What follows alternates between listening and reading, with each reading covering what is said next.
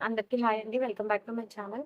ముఖ్యంగా ఈరోజు మన వీడియో వచ్చేసి ఏపీ ప్రభుత్వం అయితే పెన్షన్ కోసం ఎదురు చూస్తున్న ప్రతి ఒక్కరికి కూడా మంచి శుభవార్తనైతే తీసుకొచ్చిందండి. ఇదేంటంటే మనకి జూన్ నుంచి అయితే కొత్త పెన్షన్ ఇస్తారని చెప్పారు. మనకి కూటమి ప్రభుత్వం ఏర్పడి 2 ఇయర్స్ కంప్లీట్ చేసుకొని మూడో సంవత్సరంలోకి అడుగు పెడుతున్న సందర్భంగా అయితే ఈ పెన్షన్‌లనేవి ఇస్తున్నట్లుగా అయితే చెప్పడం జరిగిందండి. దీనికి సంబంధించి పూర్తి వివరాలనైతే ఈ వీడియోలో నేను మీకు అందిస్తాను.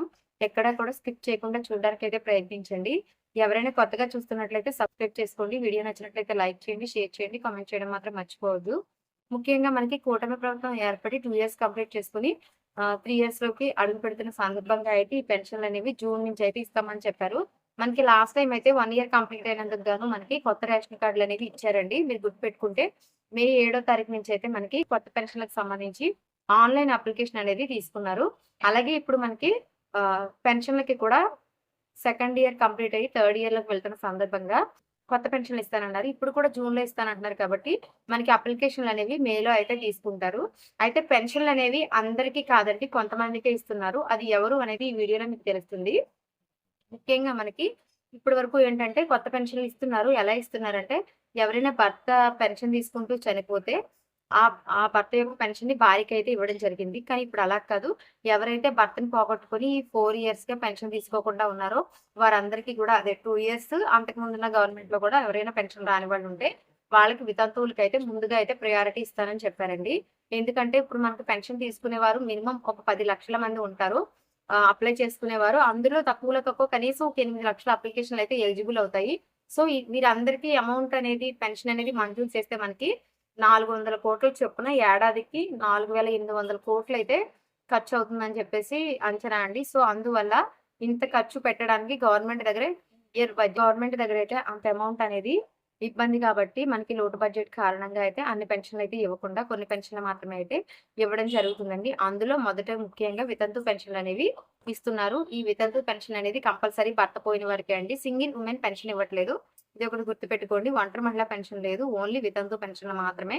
కొత్తవి ఇస్తారు. ఇవి కూడా 1,50,000 మాత్రమే ఇస్తానని చెప్పారు. మనకి వచ్చే పెన్షన్‌లు ఎన్నైనా ఉండొచ్చు. కానీ ఎలిజిబుల్ పర్సన్స్ అంటే మనకి ఇన్‌కమ్ టాక్స్ గానీ, లేకపోతే 4 వీలర్ గానీ, లేదా 1000 చదరపు అడుగుల ఇంటి స్థలం, ఇంకా మనకి ఇన్‌కమ్ టాక్స్ కట్టేవాళ్ళు గానీ, ఇలాంటి ప్రాబ్లమ్స్ ఉన్నాయి కదా! రేషన్ కార్డ్ లేని వారికి, ఇలాంటి వారందరికీ ఇప్పుడు గవర్నమెంట్ ఎంప్లాయీస్ ఉన్న వారికి, వీరందరికీ కూడా మనకి 6 స్టెప్ వెరిఫికేషన్ ప్రాసెస్‌లో అయితే ఈ ప్రాబ్లమ్స్ ఉన్నవారు ఎవరికీ కూడా రేషన్ కార్డ్ అనేది లేని వారికి కూడా ఈ పెన్షన్ అనేది ఉండదండి. ఒకసారి గుర్తుపెట్టుకోండి. 300 యూనిట్ల కరెంట్ బిల్లు, 1000 చదరపు ఇంటి స్థలం, ఇన్‌కమ్ టాక్స్ ప్రాబ్లము, 4 వీలరు, మనకి గవర్నమెంట్ ఎంప్లాయీ ఎవరైనా ఉంటే వాళ్ళకి, రేషన్ కార్డ్ లేని వారికి, వీరందరికీ. అలాగే మనకి ఫ్యామిలీ బెనిఫిట్ కార్డ్ ఇస్తున్నారు కదా! ఆ కార్డ్ లేకపోయినా సరే ఇప్పుడొచ్చే పెన్షన్‌లో ఉండే అవకాశం లేదండి. ఎందుకంటే ఫ్యామిలీ బెనిఫిట్‌కి సంబంధించి మనకి సర్వే అయితే కంప్లీట్ అయిపోయింది. సో, ఆ ఫ్యామిలీ బెనిఫిట్ కార్డ్‌లో మనం ఎవరమైతే సర్వే అయ్యున్నారో వారికి మాత్రమే వస్తుంది. సో, ఎవరైనా చేయించుకొని వారుంటే వెంటనే ఇప్పుడు చేయించుకోండి. అలాగే మీకు కావాల్సిన డాక్యుమెంట్స్ చెప్తాను. ఒకసారి చూడండి. ఇవి వితంతు పెన్షన్ మొదటగా ఇస్తున్నారు కాబట్టి కంపల్సరీ ఎవరైతే భర్తను పోగొట్టుకున్నారో వారి యొక్క భర్త యొక్క డెత్ సర్టిఫికేట్ అనేది కంపల్సరీ ఉండాలండి. డెత్ సర్టిఫికేట్ లేకపోతే ఎట్టి పరిస్థితుల్లో రాదు. ఆ తర్వాత ఆధార్ కార్డ్ యొక్క అప్డేట్ హిస్టరీ అండి. ఖచ్చితంగా మొబైల్ ఫోన్‌కి లింక్ అయ్యి ఉండాలి ఆధార్ కార్డ్ అనేది. ఇంకా మీకు క్యాస్ట్, ఇన్‌కమ్ అనేది కామన్ కంపల్సరీ.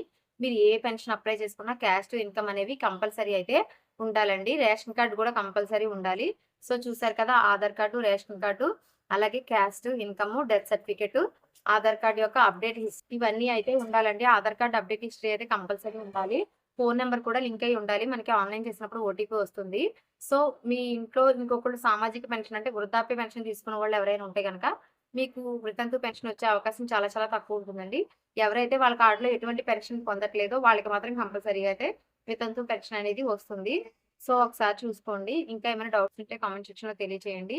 అలాగే మనకి దివ్యాంగ పెన్షన్‌లనేవి వచ్చే ఇయర్‌కి గాని లేదా ఈ పెన్షన్‌లు అయిపోయిన తర్వాత బడ్జెట్‌ని బట్టి ఇస్తామని చెప్పారు. ఎంతమంది ఎలిజిబుల్ అవుతారో చూసి అప్పుడు దివ్యాంగ పెన్షన్ అంటే మనకి వికలాంగ పెన్షన్‌లు కూడా ఆ తర్వాత ఇస్తామని చెప్పారు. ఫస్ట్ ప్రియారిటీ మాత్రం వితంతువులకి ఇస్తున్నామని అయితే చెప్పారు. ఇది ఒక మంచి శుభవార్తే. అసలు ఇవ్వరనుకున్నాము. ప్రస్తుతానికి మొదలుపెట్టారు. మొదలుపెట్టారు కాబట్టి ఒకటిగా అయితే వచ్చే అవకాశం ఉంటుంది. ఇంకా ఏమైనా డౌట్స్ ఉంటే కామెంట్ సెక్షన్‌లో తెలియజేయండి. రేపటి నుంచి మీకు అప్లికేషన్ ప్రాసెస్ ఇవన్నీ కూడా నేను తెలియజేస్తాను. అప్డేట్స్ కోసం ఛానెల్‌ని ఫాలో అవుతూ ఉండండి. బాయ్.